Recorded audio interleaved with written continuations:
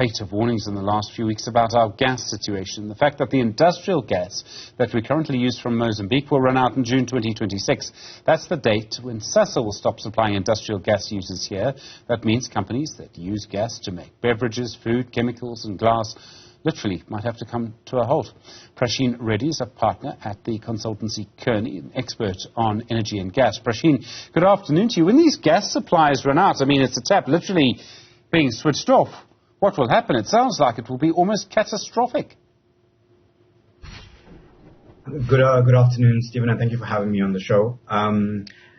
Absolutely, it's a serious situation that the industry, Sasol, and all stakeholders are really looking into. And it can have dire implications for the industry, but of course I think that there are solutions being looked into at the same time to solve the problem. And there are solutions that could definitely prevent that from happening. So I don't think it's all doom and gloom, but it's a matter of time. It's a race against time of ensuring that we can put those solutions in place. What kind of solutions could be on the table? I mean, would we have to get the gas from somewhere else first? I think that's absolutely one of the solutions on the table. This has been explored from the perspective of liquefied natural gas, the importation of liquefied natural gas into the geography. So there are two projects you probably are familiar with, I'm sure have been publicized quite a bit in the media as well.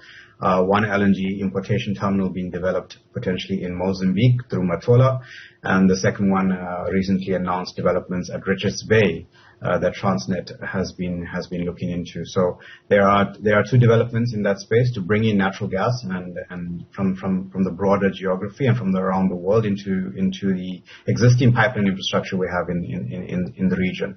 Of course, this is going to require coordination and working together with industry and gas to power, governments, and all the stakeholders to make sure that can happen. And I think what's important here is to also realize is that we have a large demand for power that is in our planning in IRP, as you're aware, 7 gigawatts of gas to power that needs to come online by 2030, and that needs to be part of this conversation to anchor the gas demand in the region and therefore allow these projects to proceed. So, I mean, to anchor the gas demand would need someone, I mean, and you're in that difficult situation. What do you build first, the gas-fired power station, or do you do the gas supply? The answer, obviously, is that you need to do them all together, but everyone needs to trust each other that this is all going to happen. Absolutely. I think that's going to be a matter of phasing. But honestly, we have the gas demand already in the region. There's no lack of gas demand, right? And this is why the industrial users are quite sensitive at the moment around this point, because there is definitely demand for their facilities and operations in the region. So I think there's no lack of demand. I think here it's a matter of ensuring that the right kind of agreements can be reached from a power sector perspective to sort of anchor that demand, and it might come in a phased approach in terms of developing gas to power, both from a Mozambique and South Africa perspective. And then that will obviously help us alleviate some of the load shedding challenges we're also facing within the region. And therefore that would be, a good way to sort of solve the solution.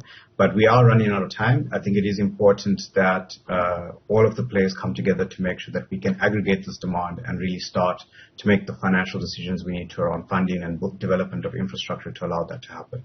You talk about getting gas from the broader geography, and it's been quite convenient to have it in Mozambique because they're our next door neighbours.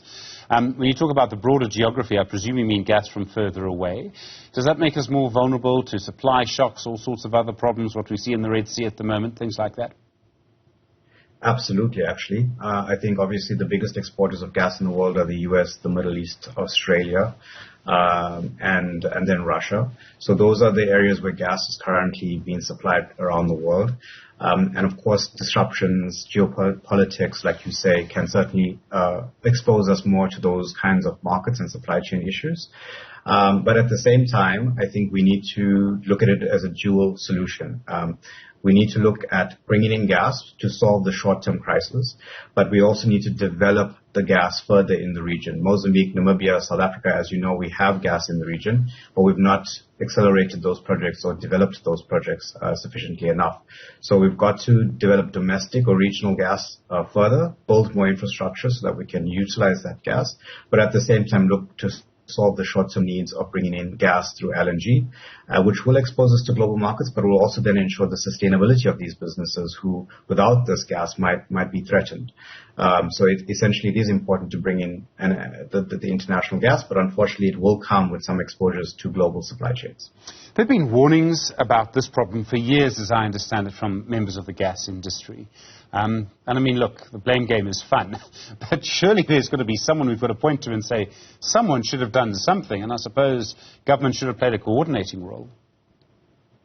Well, I think it's challenging. I agree that obviously the warning signs have been there, and more work needed to be coordinated and executed. I think the big challenge we always have in this geography in Southern Africa generally is the speed of execution. We tend to be slower than we should be.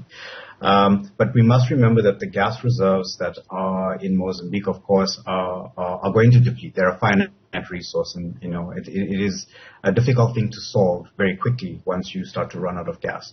And until you find more gas, close to where existing infrastructure is, it is a bit challenging. Like Mozambique has found a lot of gas in the northern part of the country, but that's very far away. We're talking 1,500 to 2,000 kilometers away from where existing gas infrastructure is, and therefore requires a lot of investment to solve that problem. So it is a big problem to solve, and there's no silver bullet, there's no easy answer here. And of course, this could have been looked at sooner and developed faster, but the industry has been looking at it, and players have been looking at it, and that's why we have Matola LNG, for example. We have a decision on Richards Bay. It's because that's been in the making for some time. It's been in the making for a number of years now, but it's about accelerating those projects so that we can secure the gas. Prashaen Reddy, thank you very much indeed, partner at Kearney Consultancy. Really appreciate the time. More